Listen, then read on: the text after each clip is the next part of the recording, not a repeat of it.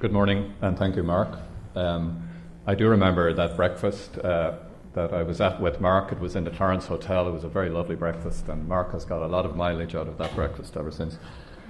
Well, first of all, I was hugely embarrassed to be a little bit late. This morning I was in early at 7:30, but my city manager grabbed me about some crisis, and it's one of the disadvantages of having a conference downstairs in your own place of work.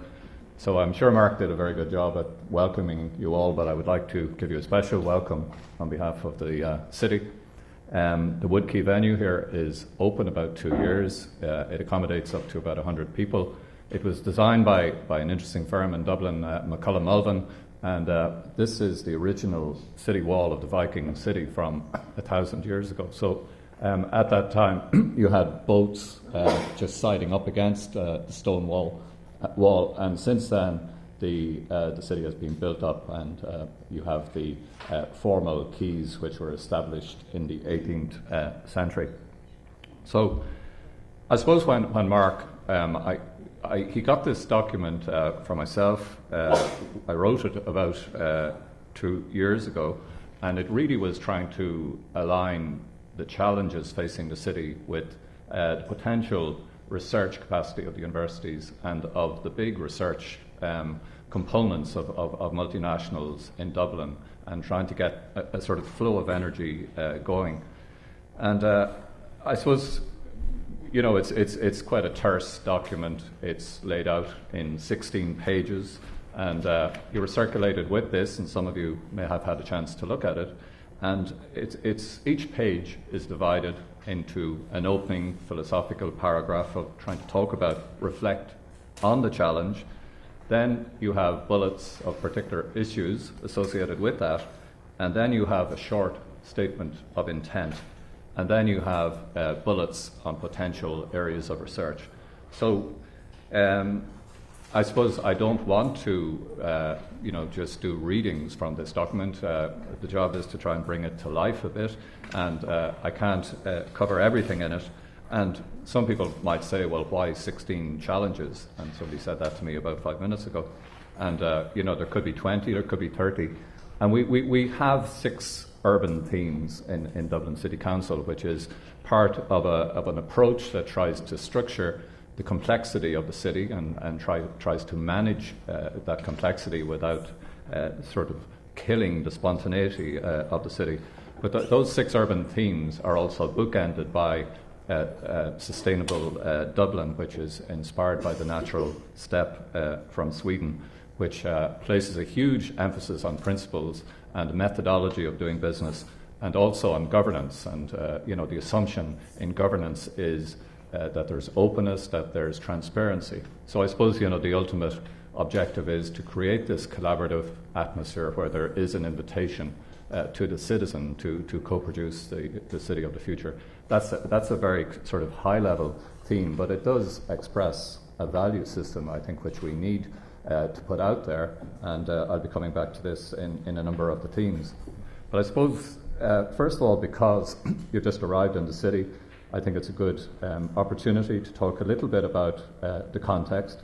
So it is the River Liffey we're on here at the moment. We're actually under these buildings in Woodkey. Here you have Dublin Castle, which has just finished as the centre for the Irish presidency of the EU. So we have Temple Bar here, Farrington's is right in here, and then we have Trinity College here. And this is actually all on the south side of the river, so there has been long-standing divisions between the south side and the north side, which have been somewhat addressed in the urban regeneration of the last 15 years, probably over 1,000 years since the city was established at this location. You have one bridge built about every 100 years, and in the last 15 years we've had 5 bridges built. So it just indicates that the extent of activity down in the Docklands area has been very considerable. Probably back in the 18th century, when Dublin lost its independent parliament, you had a consolidation of the city on the south side, so everything on the north side became problematic, and it's really only in the last 20 years that an attempt, successful in a lot of ways, has been made to rebuild the connections between the North and South City. Also, it's interesting to know that the canal, the Grand Canal on the south, the Royal Canal on the north, are two arms which unfold the inner city at the heart of the city region. So this is a snapshot of the plan of Dublin from about just before 1800, when Dublin lost that independent parliament to London. And you can see the more formally planned city. The urban squares of Georgian Dublin are on the east side of the city, and the more organic service city is to the west. This is an interesting shot of members of Parliament in 1800 and their houses where they lived in inner city Dublin. A shot of Stephen's Green, which is one of the first of the Georgian squares of Dublin. And Dublin is noted for the ornate interior of buildings and the quality of plasterwork, whereas the external facades of buildings is a little bit plainer. And generally you had red brick in the domestic buildings and you had stone in the public buildings. So just a few shots indicating that. And then there was decline through much of the late 19th and 20th century. Things began to move a little bit in the 1980s when the government took responsibility for some of the funding of Dublin initiatives. One to note was the Ballymun initiative, which again, Ballymun had been built in the 1960s as a high-rise housing area. It didn't get the kind of community facilities it needed at the time. It got into trouble in terms of a whole load of sectors, and the Ballymun regeneration then was set up in the late 80s and did a lot of work through the 90s, building about 2,500 homes in the Ballymun area, and building the whole plan was based around the creation of 3 neighbourhoods, 3 major parks, and a rebuilt town centre, which is still a work in progress. I think Temple Bar is also an interesting example from the early 90s. It was an independent agency. This is the plan which drove Temple Bar. It was put together by 8 young Irish architectural firms. It was about the creation of new public space, the creation of new national cultural institutions, but also a retention of the older fabric. So it's actually that interesting tension you get between the old and the new that creates a lot of the character of the area. Also, from the late 1980s, 1990s, docklands began to take off. The Custom House Docks Development Authority became a state agency in 1997, Dublin Docklands Development Authority, which has been operating for about 20 years, 15 years. And so it started off in this area with very large floor plate office buildings. In phase 2, it moved into this area here beside the Royal Canal. And about 20,000 people in key sectors of finance and media work in this area. And I'll show in a second where this is now extending eastwards down towards the working port. I suppose it's interesting to just reflect on the fact that in, say, the 10 years between 1992 and 2002, about 1 million new jobs were created in Ireland on a base of about 1.1 million, so that we ended up with a new workforce of about 2.1 million out of a national population of 4.5 million. So by any standards, that was a huge increase in a working population in a lot of new sectors. And the growth rate during that decade was about 10%, which was about tolerable over a decade. But of course, pressure on the property sector then began to emerge in 2002. But these are some of the key areas of new sectors that are now very strong in Dublin. You have internet components, you have pharmaceutical, you have the green tech, bottom of the left there, you have the internet and creative media companies, top of the left, and then the finance, top of the right. And I suppose during the decade from about 2002 to from 1992 to 2005, you had a lot of key infrastructure delivered.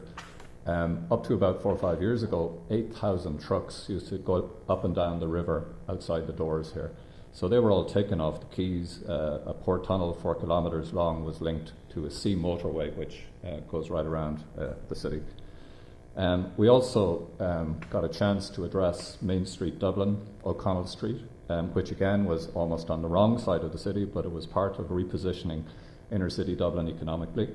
It involved widening of pavements, creation of a new median, the creation of a lot of new artwork and planting, and the Spire of Dublin, which you see here, was a competition won by Ian Ritchie, and strangely that was the first object that was put in as part of the regeneration programme.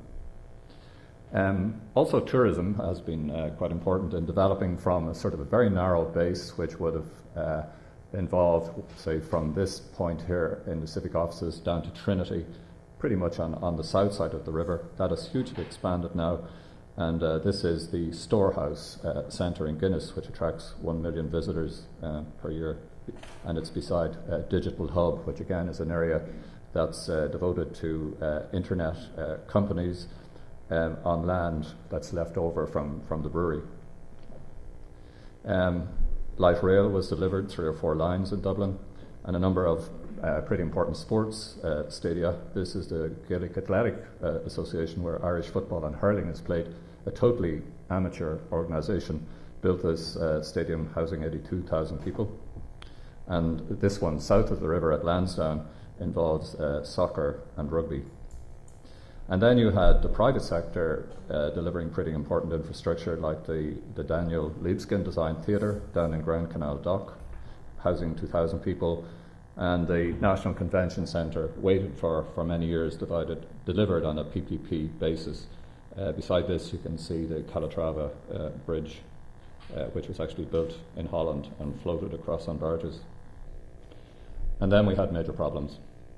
A huge collapse in the financial sector. The banks became exposed. A new national asset management agency was set up called NAMA, which took over the bad loans of the banks. So the banks alone, it took 70 billion to rescue the banks. It took another 32 billion to take over the loans of developers at a discount. 32 billion was put into that NAMA initiative. And what we had was a total crisis situation where the banks were guaranteed, and this has huge implications now. Even this week, you probably have heard about bank tapes, conversations going on between bankers that seemed to suggest the Irish government was being manipulated at the time. But the bottom line is that Irish people have a huge debt to pay, and many people have mortgage difficulties, and many firms have gone to the wall. Things are reasonably resilient on the job front. There's been probably a loss of 200,000 jobs, but the national number is about 1.8 million still working. There was an occupation of the central bank down in Temple Bar for about 9 months. It was just became kind of a ritual. I think Irish people are quite different in the way they have reacted to all this crisis compared to, say, the Greek population. There's been relatively few street protests and a quite stoical response. And I suppose, get down to basics and see how we can get ourselves out of this and repay the costs. So all of this has led to huge questions over city leadership and the role of planning and of urbanism. I would like to call myself an urbanism. I think it sort of accepts the complexity and interrelatedness of everything. And you can't hide away as an architect or a planner or an engineer or even an academic. You actually have to get into the fray and work out what does urbanism mean.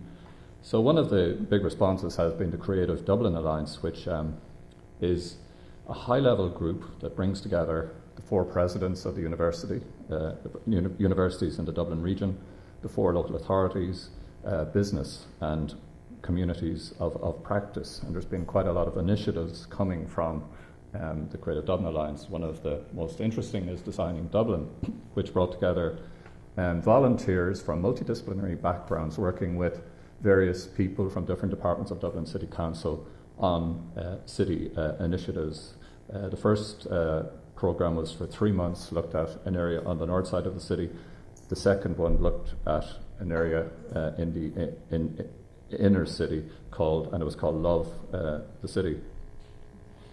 And there has been quite an interesting development of that. It was run by a woman, Vanessa Watson, who came from the Institute Without Boundaries in Toronto, and the studio has been set up in Dublin City Council as a result of that. It's the idea of skimming innovation to see can we make it go mainstream. And there's also been a partnership with that same institute this very year, Institute Without Boundaries from Toronto, working with the City Council and Dublin Institute of Technology to look at service delivery in the 21st century city. Dublin being of a scale that it's one of the central mantras of the Creative Dublin Alliance is that Dublin should be a prototyping, trialling city, and you can actually try things out at that scale which can be replicated globally. In October every year, under the Creative Dublin Alliance, we run Innovation Dublin, which is a very wide range of projects each year looking at the creativity of the city and drawing in a lot of involvement from the multinationals, including Siemens and IBM and so on in Dublin. Tomorrow morning you will hear from Pauline Reardon, who is a planner who has worked with Dublinked, which again is a project to upload the raw data from the local authorities and other agencies with a view to commercial applications. So Dublin City Council has led on that. The portal is managed by Maynooth, and the hardware is managed by IBM. A further initiative was the Pivot Dublin project, again, which made a pitch for World Design Capital. Dublin would not be specifically known for the design area, and yet there emerged a whole community that got involved in this effort and identified 4 qualities of Dubliners: conversational, storytelling, empathic, and irreverent. And the pitch cost about $250,000. It was signed up to by the 4 local authorities in the Dublin area, and we came third in the shortlist, in the final shortlist of 3. We got in there, but there has been a terrific spin-off in terms of other possibilities for the community that emerged during the making of this Pivot Dublin pitch.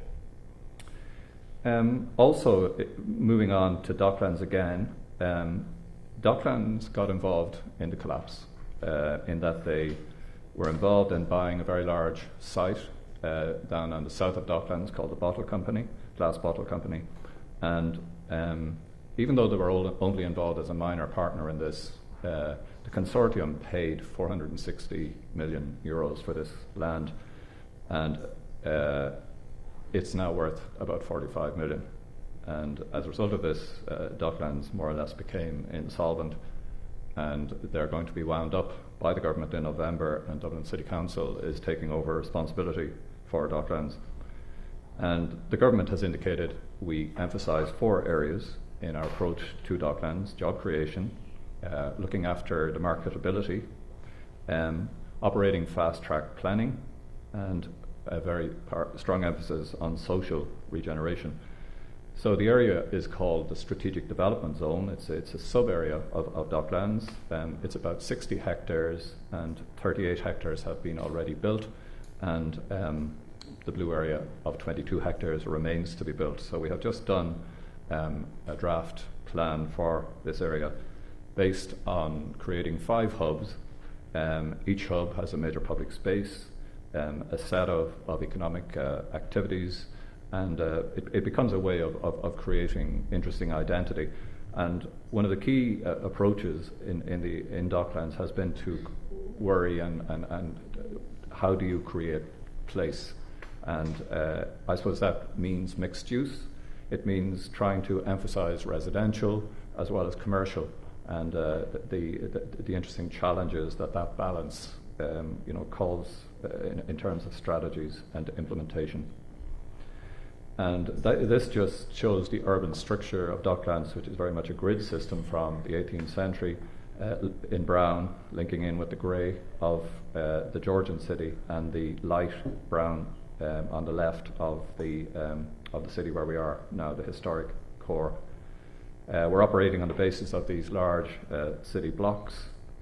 And I suppose one of the key things we're doing, and Mark has been very supportive of this, is to piggyback various other initiatives. The Sustainable Energy Community, Mark and myself are involved in, the Tourist Project, which is transitioning towards urban resilience and sustainability, an FP7 project involving the other major university in the Dublin region, University College Dublin, UCD, and then also the opportunity for us in COST to get involved in this area of collaborative urbanism and reminding ourselves about the exploration of that space between urbanism and technology and the involvement of the community. So I'm just going to go quickly through each of the 16 challenges. I suppose what I tried to do here was to highlight a little bit in red, and I'm not even going to read out too much of that, but I suppose you're really asking a central question here. What is our value system towards wanting people to be involved? What kind of opportunity are we giving them? And I suppose the value system for us is expressed through our 6 urban themes, and it's a question of trying to build on that. And the areas of research would be to apply perhaps established methodologies to mapping and measuring the depth and sector spread of the cultural and creative industries, to consider strategies and incentives to strengthen the creative and cultural industries, to develop a wider and more holistic range of criteria to measure creativity in the city region.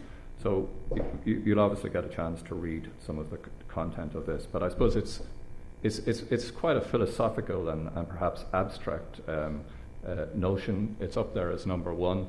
It's very challenging, but I think if we're committed to a holistic approach to the planning of the city, that this has got to feature as a challenge. And one of the most interesting experiences I had there last September, the photograph on the right-hand side, this one here, where we had a TEDx day, and 2,000 people paid €30 each on a very sunny September day to sit for 6 hours listening to 15 great talks about urbanism and the city. And I said, this really does represent, maybe reflects some place that Dublin is at the moment in terms of creating a bridge between economy and the creative cultural side. I think Trinity also has 2 very interesting centres. One is the Science Gallery, which is really about making science research accessible to the ordinary citizen. It's got a nice presence onto Pearse Street. It's got a good cafe, and there's always the most interesting events. It's got a great curator, and it's really geared to exploring science through the arts. And the other one then is the building top of the left here, which is a new PhD postgraduate centre, which really is about exploring arts through the arts and repositioning the kind of studies that are going on and making it accessible. And I suppose going on to challenge 2 then, it's maybe an ordinary enough challenge, but it has to be up there. It's about movement of every kind, public transport, walking, cycling, car, and so on. And we have, as I was saying, quite a lot of interesting infrastructure. The Dublin Bike Scheme is one of the most recent and most successful.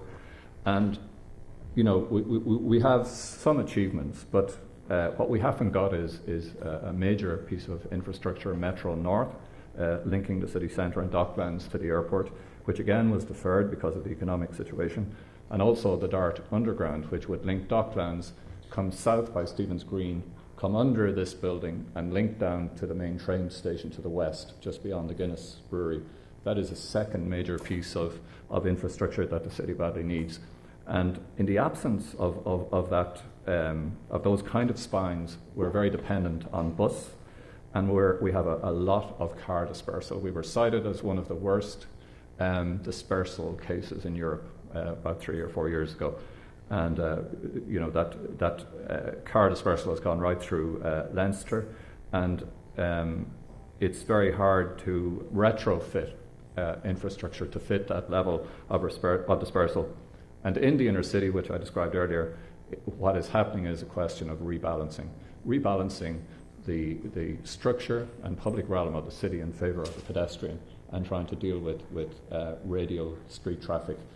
Unlike many European cities, we don't have a huge number of large streets, which actually makes the streets that can take traffic all the more contested. Challenge 3 is about achieving a high-quality public realm. It's something I would feel very strongly about. I have huge respect for Copenhagen and what has happened there over 3 decades, and the kind of research that has gone into telling the story and narrating what has happened. We have had reasonable levels of success. I mentioned the public realm of O'Connell Street, a lot of new public realm in Temple Bar. The O'Connell Street scheme would have cost about 700 a square metre.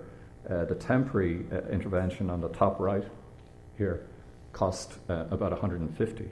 And like Copenhagen, we're trying to try out a whole lot of pilot approaches. But we would have been cited as a city that had huge fragmentation, unevenness, and a car culture that was very aggressive. And what we have put in place is a public realm strategy group, and it's holistic in intent.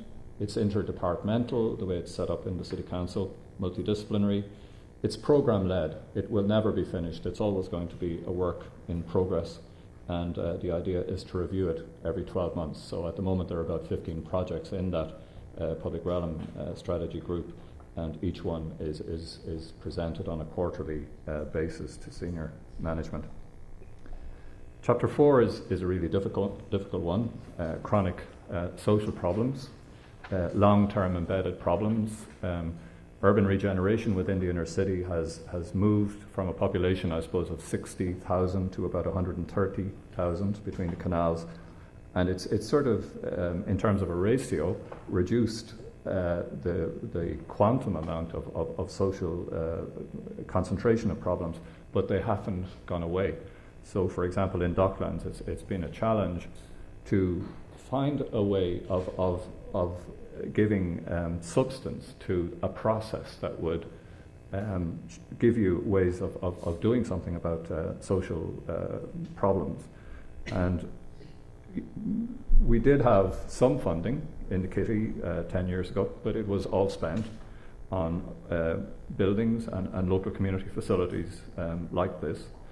And so we're back to maybe thinking about more creative ways of dealing with this problem. So one of the things we have done is to define sustainability for Docklands in terms of 3 strands: environmental, social, and economic, and gaining traction through bedding in a process from each of these in particular locations within Docklands. So we've had a huge emphasis on working with local communities down there, working with the universities, and trying to find a major new discussion space for each of these. And these 3 slides would just indicate the core areas of emphasis for each of these 3 strands, which are part of, I suppose, the major way we approach sustainability. And that framework for any one of those would involve hard infrastructure, soft infrastructure, innovation, collaboration and research. And it's beginning to have a focus in 2 key areas, both the sector, company and worker, and then the individual, family and neighbourhood.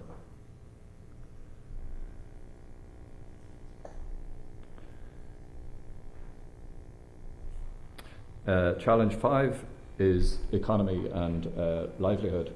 And our 6 urban themes could be expressed in 2 words: livability and livelihood. And sometimes the debate in terms of working with partnership in the city is all the emphasis is on livability. And it's almost as if sometimes livelihood, the job side of things, is a dirty word. And considering what has happened in the country over the last 4 or 5 years, maybe that's understandable. But again, the central challenge of Docklands has been to try and build a bridge between those two areas, the livability and livelihood. For about a decade, we have been using this structure of local character areas in the city. You can see some of the areas I mentioned: Temple Bar here, Trinity College. This would be South Docks. This would be North Docks here. The Georgian Core Area North, Georgian Core Area South, and so on. So each of those character areas is defined by street pattern, architecture, uses perhaps from the past, emerging new uses, and so on. So these have been sort of well accepted in terms of their definition of those areas over a decade. And what we have tried to do then is to plot economic engines, some of international significance in those character areas. You also have secondary economies, and you also have independent entities, which are very important for the diversity side of things. Also part of this picture is the creation of local cultural quarters, of which Temple Bar would be the most well-known example. As part of the Docklands study, this indicates 3 sectors that we managed to map over the last 6 or 9 months. The blue is financial, the yellow is legal, and the purpley colour is digital media.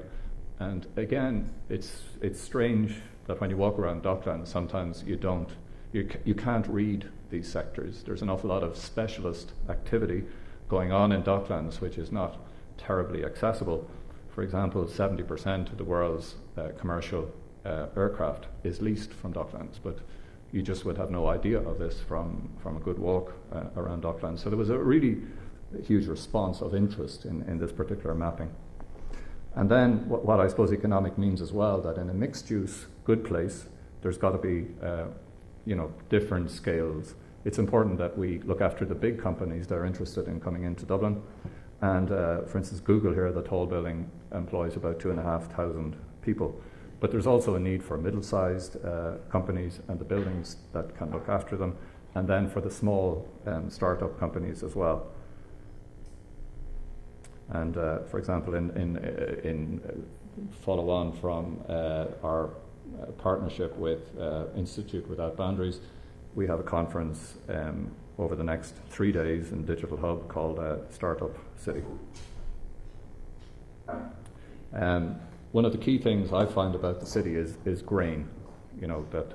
That in a lot of the areas you go to in Europe, the really successful economic areas are areas which are not that interesting from a building or urban design viewpoint. I mean, when you look around Europe at the areas that are normally cited for urban regeneration, you have places like Hammarby in Stockholm, you have Freiburg, but they're not places where you get large economic content. So you look down to places like Docklands in London or so on. But in Dublin, what we're trying to do is trying to marry the different scales of economic activity with a good place to live, and that is hugely challenging, especially in a situation where residential is not particularly viable at the moment. It's going to take some years for the economic market to build back. I'll move on faster. The regional challenge. I think most of you are used to good regional governance in many parts of Europe. We have a relatively weak regional governance in Dublin. We used to be one big local authority. So the Green of Dublin City Council, looking after about 550,000 people, is at the heart of the map here. And then these 3 neighbouring authorities were set up, and really what has been happening is really aggressive competition going on between the 4 local authorities in terms of trying to attract commercial development. And we've had these huge shopping centres which have been granted planning permission just outside the Green area.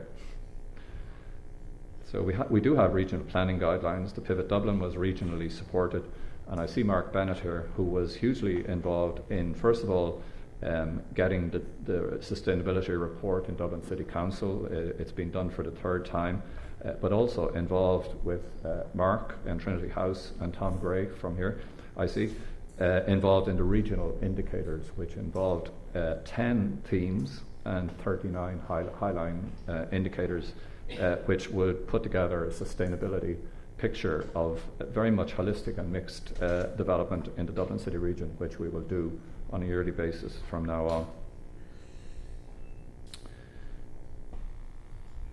So 7, building a renewed model of urban regeneration. We went through a hectic period of urban regeneration for 10 or 15 years.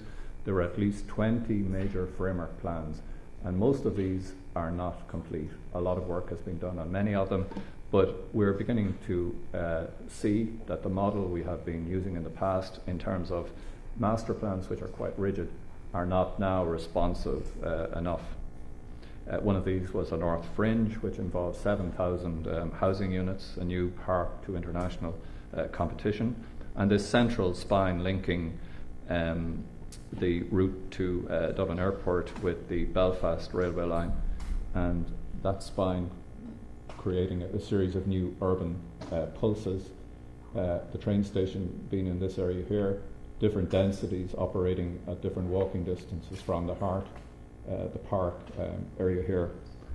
And what we find now is that we've had to go back and look and almost rescue a situation where a lot of disconnected pockets of major development had taken place.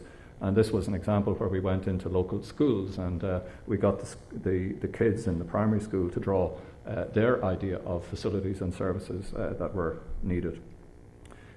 Also that major plan that I mentioned down around the train station at the west of the inner city, about half completed, a content of about 250,000 square metres built down there.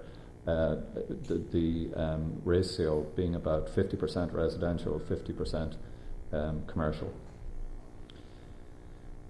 We did have an interesting brownfield regeneration conference last year, and we had some good working sessions where we took an area on the south west of the inner city at Newmarket. It's an old marketplace, and it was interesting to see the bottom-up approaches that were suggested at this conference.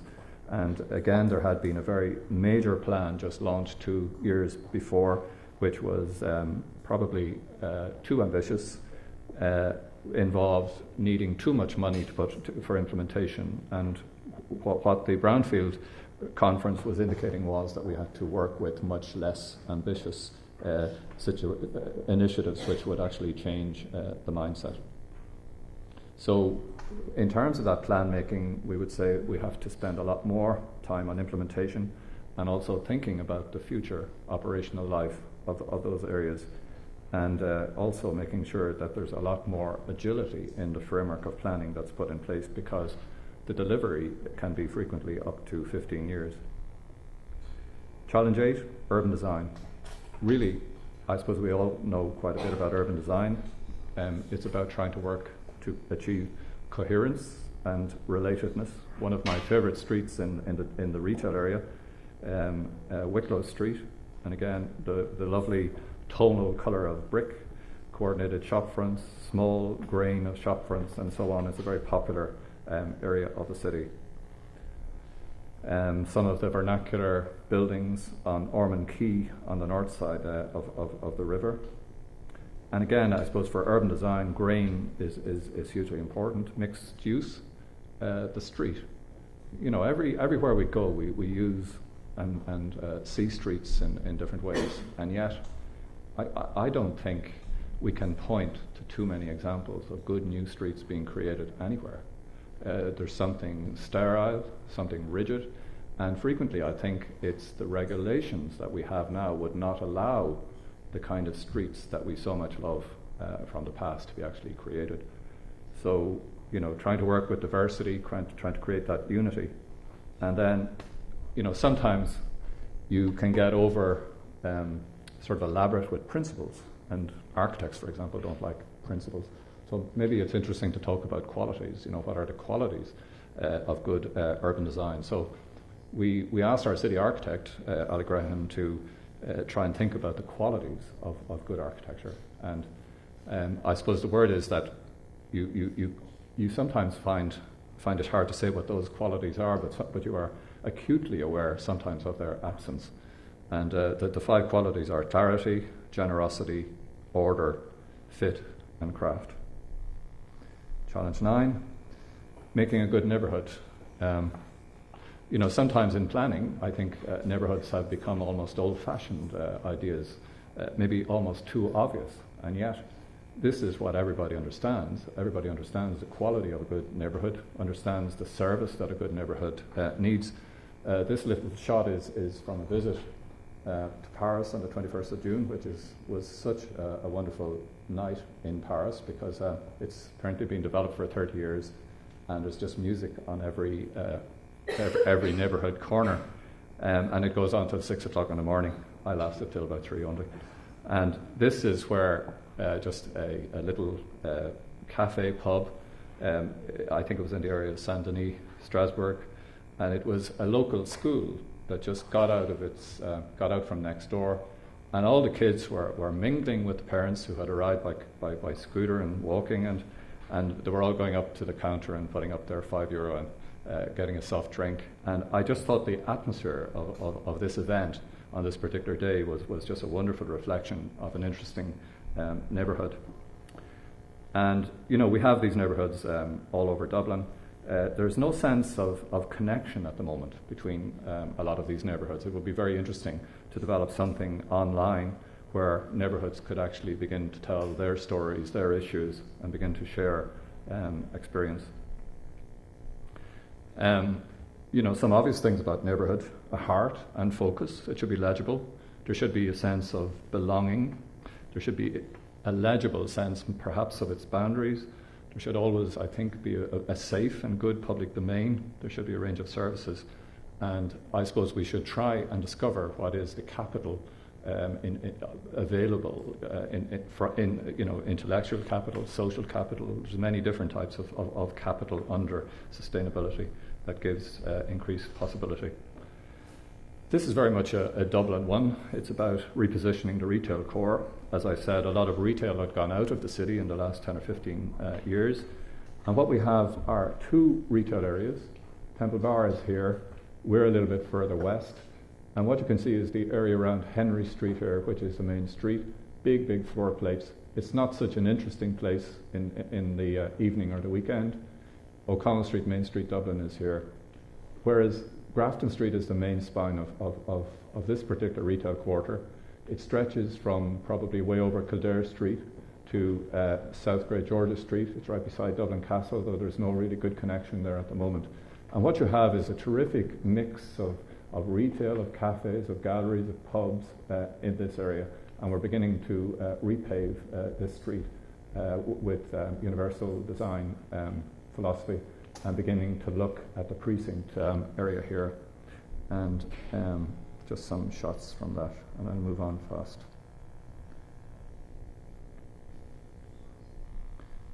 '11, repositioning the historic legacy. During that century of decline in Dublin, the historic legacy of very fine old buildings was looked on as a British legacy, and there was a difficulty with an emotional taking of responsibility for it. So there was a lot of loss and a lot of damage, and despite 20 years of urban regeneration, the historic North Georgian core has remained off-site for investment. So this is a huge challenge to begin to revalue and to find the strategy and funding that can bring these areas back into the mainstream. And there's both large and small Georgian squares, just examples of these. And an interesting study from a voluntary body, Dublin Civic Trust, made this very simple but powerful map of showing how a limited number of key main streets can form the spine of public space linking these Georgian squares. And we've also managed to land UNESCO City of Literature for Dublin, and there's a huge resonance between the writing history, the stories told, the setting, and where those writers lived over a century and more in Dublin. So we've the capacity to leverage that designation. And we're beginning to look on area-based approaches rather than looking on 7,000 houses which are listed for protection in the city plan. 12 is about engaging the citizen. This is probably one of the most relevant challenges to what we're talking about here today. We had a lot of polarised debate on our city development plan due to a height difference. A lot of people did not want any height in the city at all in terms of high buildings. We did find two very good organisations in America, SPUR, San Francisco Planning and Urban Research, and the City of Portland. Each of those has about 3,000 members. But we felt we don't want to just graft something onto the city. It has to emerge spontaneously. So a lot of things have been happening. Designing Dublin would be one of those. Dublin, fifth provinces, your city, your voice, where 3,500 people are signed up to act as a sounding board. And then the studio, getting involved in street conversations down in Docklands and getting in contact with a community that were not generally represented.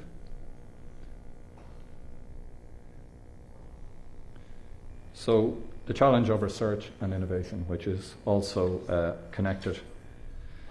And again, the central emphasis is on collaboration. And I suppose it was out of this area that the idea of the sounding board emerged. And it was a need to build a research framework that would come off these 16 challenges. And also because a lot of these over-elaborate planning documents didn't seem to have the impact they were intended to have. So a research framework might be a lot more subversive. So the idea was that we would look at a number of those local character areas from the map I showed you, and that there would be four elements in being part of a workshop. Local stakeholders, from the likes of Parnell Square, for example, that there would be multidisciplinary interdepartmental involvement from the departments of Dublin City Council, that the universities would be involved, and that the sounding board would be made up of 50 critical friends. That was the idea we had at the time. And the job would be quite simple for the workshop. It would be, first of all, to establish the value system for that area. And that might be two parts, because is the way we're looking after that area at the moment or working with that area, is that the right one? And if we're expressing a different value system, why is that not being translated? So the idea was to think then about long-term success. Instead of just incrementalism, how could you think far forward and think about those qualities that the area should have? And then there's a little piece missing at the bottom of that diagram there, but it's the blockages. So if you identify the blockages in this context, that becomes the area for your research framework and your research priority. And you could go back then to your working group and begin to ask them, have you any interesting ideas about how we can move this research framework forward, or how we can establish pilots that could change the game a bit? So almost finished now. The challenge of the inner city. As I said, the inner city had shrunk in the 1980s. It's now expanding out eastwards to incorporate Docklands and westwards to incorporate Houston. So a lot of the planning interventions have been on the basis of the character areas that I mentioned in that area to the west, that area to the east. And you've seen these slides before, but they make a little bit more sense in the context of the inner city. I suppose one of the key frictions is the fact that you're trying to achieve unity. There is Case Christensen, who was one of our advisory panel members for quite some years here, from KCAP, said he did some study on 6 European cities, and he found the inner city landscape of Dublin culturally and economically was below par when compared with European cities. So how do you begin to change that situation? And probably unity. You want to create and protect and nurture the diversity of the character areas, but you also want to tackle unity, and the public domain and a strategic framework of key routes and public spaces can be a great way, I think, of building that sense of unity, as well as public transport interventions. City utilities. Suburban city, I think there's a need to say no more. It was very interesting the way Mark put that this morning. In Docklands, part of what we did was to identify 7 or 8 utility areas And we had to worry about things like sea defence, rising sea levels, remediation of difficult sites, a connected energy system in terms of neighbourhood approach, telecommunications and so on.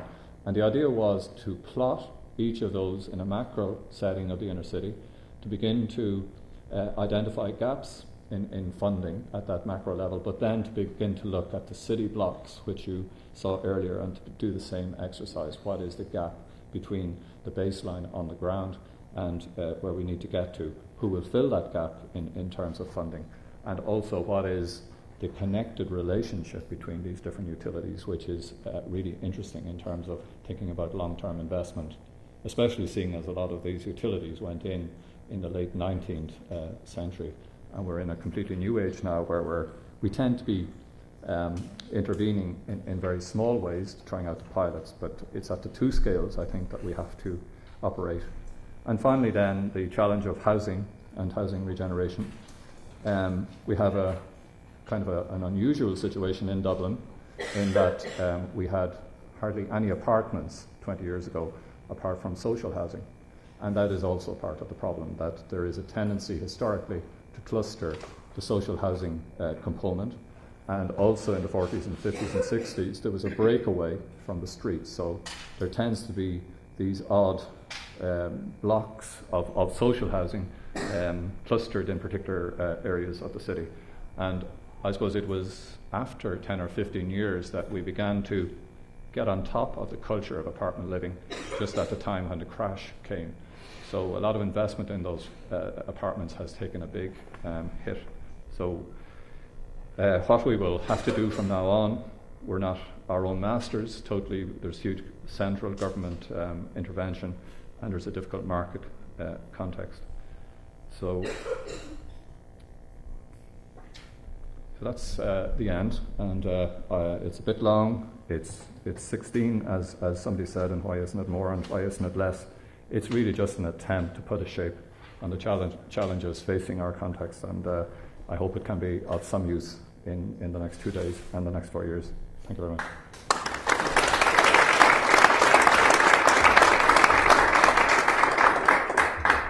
Sorry, you're escaping, Dick.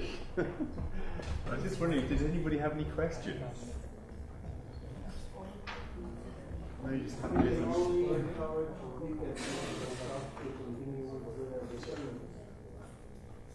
Sorry? I said we can only encourage this staff to continue and achieve this challenge. I'm very reading it, and yeah. Okay, great. Thank you for a very interesting overview of these challenges. I just wanted to ask if there will be a venue for commenting, questioning later on. Yeah, I suppose, actually, to give you my ideas, I was really keen for Dick to give the presentation because I thought it was unusual. I was keen for Dick to give the presentation because I thought it was refreshing to see how the practicalities of everyday life, these challenges, were being thoughtfully linked up with research needs. Because one of the challenges, for example, of this type of a forum is we're all enthusiastic, we all want to do research. Does it make a difference, and what do you do anyway? I mean, I was sitting there without any notebook thinking, how could I remember what you've been saying? It's like, obviously I've read the document and spoken to you. And in my mind, I ended up having like 3 words beginning with M, 4 words beginning with C, related to research. I mean, one was like, the M's was, you kept on measuring, talk about measuring, monitoring, and mapping. That seemed to be words that were coming through. You could see the resonance with research in that context. And then the C's were connections, community, communication, and citizens. They were sort of words that were just coming through all the time, where you could see the research need for it. And that was all being done in the context of granularity, scale, You know, how do you actually do these things different? And again, you can see that in research. And also, it's quite refreshing to me in the overall context to see that there was emphasis on not just economic growth, which is always mentioned, GDP, GNP, but also social growth and environmental growth, which are very rarely ever mentioned. You rarely hear the word growth in those contexts. So I would hope that this is an example of Dublin can be used to now create the framework. Because this afternoon there's going to be this question, well, what's the sign of success? How would you know that this cost action made any difference in 12 months' time? How would you know in 4 years' time it would make any difference? So this, obviously, from a Dublin perspective, hopefully informs the decision, those comments, and of course the following day on the working groups. We've recorded this, and we record these future lectures because they can then be put on the website, and they are capturing opinion for a knowledge platform. So that was the logic. Okay. I'd also say, moving on now, so thank you, Dave, is that we have the thoughts of a city planner who wants to make something more creative and innovative within a city. And this is our first reference city. The next part is, as soon as you begin to talk about communication, discussion, connections, and the citizen, you say, well, how do you do that? Who is the citizen? Who is the stakeholder? And that's why I've asked 2 more speakers today, because they come about through attempts I've seen to engage in that way. The first speaker is somebody I met at an event called Community for All. It was down in the Docklands at the far end. It was part of a city sounding board approach. This person works for an organisation called the St Andrews Resource Centre, which I assumed, that's representing the community. As soon as I began to have conversations with the speaker, whose name is Jim Haggis, you could see, actually, that's much more complicated. Who is this person? Who is this citizen? So I've asked Jim to give a presentation from his perspective of representing his community. And I won't say any more, because then you begin to realize what that agenda is. Because part of the trick for us is, fine having reference cities, but if we're talking about stakeholders, what is the agenda of every stakeholder? So I'll let Jim come up now, and then I'll introduce the other speaker afterwards. So, Jim, do you want to come up?